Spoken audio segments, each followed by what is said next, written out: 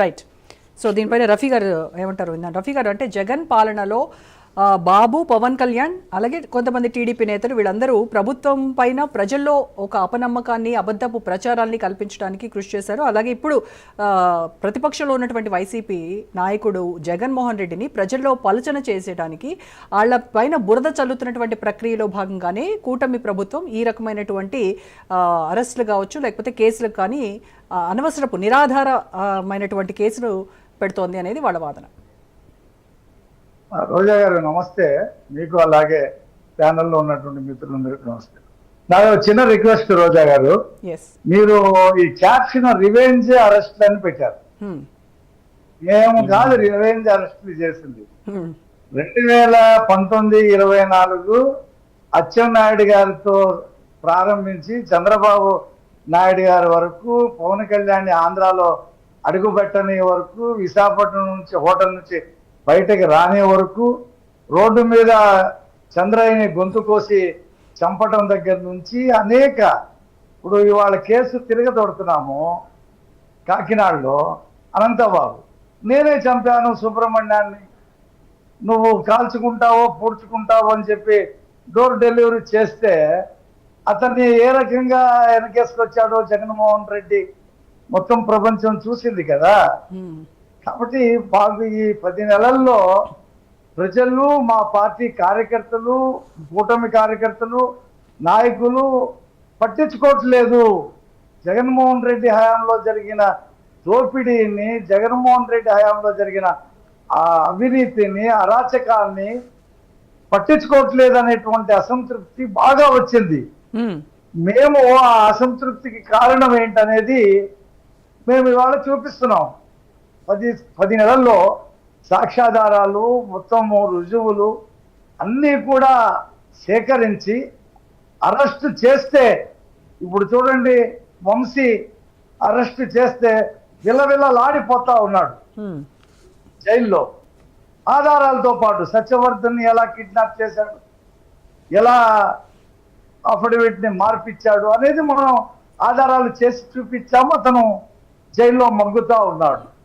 ఇప్పుడు పెద్దిరెడ్డి గురించి ఆయన చెప్పాడు అజయ్ గారు, కోర్టు ఏమి ఆయన క్లీన్ చిట్ ఇవ్వాల, 34 ఎకరాలు అటవీ భూములు ఆక్రమించుకున్న వాస్తవం అని చెప్పి కమిటీ తీర్పిచ్చింది.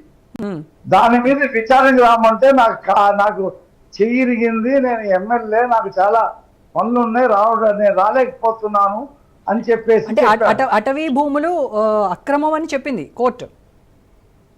అక్రమం చెప్పింది, అతను విచారణకు రావట్లా. చెప్పలేదు మేడం, ఉంటే కోర్టు కాపీ ఏదో చూపించమన్నాడు. ఏమండి అజయ్, మీరు మాట్లాడేటప్పుడు నేను మాట్లాడాను. నేను ఇంటరప్ట్ చేయడానికి కాదు, నేను మాట్లాడేటప్పుడు నువ్వు విను, మళ్ళీ నీకు టర్న్ వస్తుంది, అప్పుడు నువ్వు ఖండించు. అర్థమైంది? చెప్పండి. చూస్తుంటారు కాబట్టి వాళ్ళకి సరైనటువంటి మెసేజ్ పోవాలా. ఇవాళ మిథున్ రెడ్డి పాత్ర మేము చెప్పామా? విజయసాయి రెడ్డి చెప్పాడు. రాజకేశ్వర రెడ్డి పాత్ర మేము చెప్పామా? మాకు తెలుసు. సిఐడి ఒకేసారి 14 డిస్టిలరీల్లో ఎంత ఉత్పత్తి చేశారు, ఎంత షాపులకు పంపించారు, గవర్నమెంట్ కార్పొరేషన్ నుంచి, బ్రూవరీ కార్పొరేషన్ నుంచి ఎంత వెళ్ళింది, డైరెక్ట్ గా ఎంత వెళ్ళిందని లెక్కలు తీశారు. అయితే అసలు తమ పాలనలో కొత్త డిస్టిలరీకి అనుమతులే ఇవ్వలేదని చెప్తోంది కదా వైసీపీ. కొత్తగా ఇవ్వలేదు. ఆదాన్ డిస్టిలరీ జగన్మోహన్ రెడ్డి వచ్చిన తర్వాతే కసిరెడ్డి వాళ్ళు పెట్టారు. మీరు 100 కోట్ల రూపాయలు సాయం చేశామని చెప్పాడు కదా కొత్త డిస్టిలరీ పెడతానికి. పాత అన్ని కూడా వాళ్ళు లాక్కున్నారు బలవంతంగా. ఒక్క డిస్టిలరీలే కాదు, అనేక మైనింగ్ కంపెనీలు లాక్కున్నారు, పోర్టు లాక్కున్నారు. చూశారు కదా మీరు, కర్ణాటక వెంకటేశ్వరరావు దగ్గర నుంచి పోర్టు లాక్కున్నారు కదా. అనేకం చేశారు, కొత్తగా పెట్టవలసిన అవసరం పెట్టారు, 1-2 కూడా పెట్టారు. ఇవన్నీ కూడా విచారణలో తేలిన తర్వాత ఒక్కొక్కళ్ళని పిలుస్తున్నాం. ఇప్పుడు పిఎస్ఆర్ ఆంజనేయుల్ని ఎందుకు అరెస్ట్ చేశారు? కేసు ఎప్పుడు పెట్టారు, పోలీసులు ఎప్పుడు వెళ్ళారు బొంబాయికి?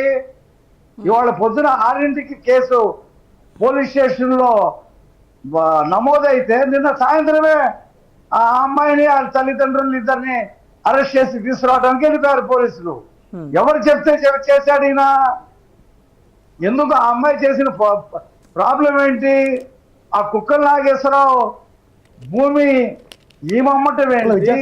ఎవరో కొన్నారంటే వాళ్ళు చెప్పారు, మేమేమీ కొనలేదు, మా ఆధార్ కార్డు ఎప్పుడో తిరుపతి దర్శనానికి వాళ్ళ నాన్న ఉన్నప్పుడు ఇచ్చాము, దాన్ని వాడుకొని ఫ్యాబ్రికేటెడ్ పెట్టారని వాళ్ళిద్దరు వచ్చి చెప్పారు. అయితే ఆ వాంగ్మూలం కూడా టీడీపీ ఒత్తిడితోనే జత్వాని ఇచ్చినటువంటి స్టేట్మెంట్ కూడా టీడీపీ ఒత్తిడి చేసి ప్రో టీడీపీగా మార్చుకొని చేయించింది అనేది వాళ్ళ అభియోగం. ఆ అమ్మాయి 40 రోజులు తల్లిదండ్రులతో పాటు తండ్రి డిఫెన్స్ లో ఆఫీసరు, తల్లి బ్యాంకులో ఆఫీసరు, ఈమె ఒక డాక్టరు 40 రోజులు వాళ్ళని ఇక్కడ కేసులో మగ్గిచ్చి అది బయటికి రాకుండా చేశారు. ఒక వార్త కూడా రాలా. ఎవరైనా ఇప్పుడు మీరున్నారు, మీరు చూడండి, ఎక్కడైనా వాళ్ళు కేసు పెట్టారనుకోండి, రేపు విచారణ చేస్తారు, అన్ని చేసిన తర్వాత బాధ్యతల్ని అరెస్ట్ చేయడానికి వెళ్తారు. ముందు అరెస్ట్ చేయడానికి వెళ్ళిపోతారు, తర్వాత కేసు పెడతారు. ఇవన్నీ దొరికిపోయారు కదా, దొరికిన దాని మీద కాదు సస్పెండ్ చేసింది. ఇప్పుడు ఆనందబాబు నేనే చెప్తానన్నాడు, అయినా అతనికి బెయిల్ వచ్చేలాగా పోలీసులు తప్పుడు కేసు ఇది ఎఫ్ఐఆర్ నమోదు చేశారు. ఆ రోజు చంద్రశేఖర్ రెడ్డి ఒత్తిడితో ఇలా ఒక్కొక్కటి మేము ఆధారాలు సేకరించి అరెస్ట్ చేస్తున్నాం. ఇప్పుడు అది మీరు నాకు చెప్పారు, దుబాయ్ నుంచి కాదు వచ్చింది రాజకేశ్ రెడ్డి, గోవా నుంచి వచ్చాడు హైదరాబాదు, వచ్చి అక్కడ మెడ్రాస్ వెళ్ళి మెడ్రాస్ నుంచి విదేశాలకు పారిపోతున్నాడు అనేటువంటి విషయం పోలీసులు గ్రహించి ఇంకా బయటికి రావట్లేదని చెప్పి విమానాశ్రయంలోకి వెళ్ళి అరెస్ట్ చేసి తీసుకొచ్చారు. 4 సార్లు నోటీస్ ఇచ్చారు. మామూలుగా వచ్చి అతను నోటీస్ తీసుకునే విచారణకి అరెస్ట్ అయితే వస్తే మళ్ళీ పంపించేసేవాళ్ళు, ఇంకోసారి రమ్మనేవాళ్ళు. ఇప్పుడు అరెస్ట్ చేసుకునేటువంటి పరిస్థితి అతను తెచ్చుకున్నాడు. ఓకే, కాబట్టి ఇవన్నీ కూడా ఈ రివెంజ్ అరెస్ట్ ఏదైతే ఉన్నాయో అవన్నీ వైసీపీ వాళ్ళు మొదలు పెట్టినవే అంటారు. మీరు చేసేది వైసీపీ వాళ్ళు నోటీస్ కూడా ఇవ్వకుండా, నోటీస్ కూడా ఇప్పుడు అచ్చెన్నాయుడు గారు ఆపరేషన్ చేసుకొని ఉన్నాడు.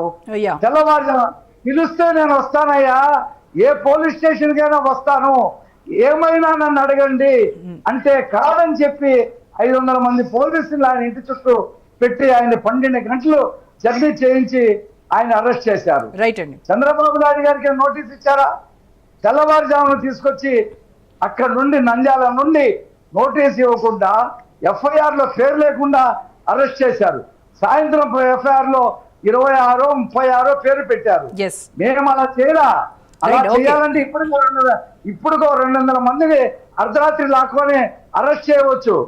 మేము ఆధారాలు సేకరించి సరైనటువంటి విచారణ చేసిన తర్వాతనే మీరు చర్యలు తీసుకుంటున్నారు. వాళ్ళ మీద కేసులు పెట్టి అరెస్ట్ చేస్తున్నాం. Right, okay. జనసేన నాయకులతో మాట్లాడదాం. వెంకటేశ్వర గారు, మీతో మాట్లాడే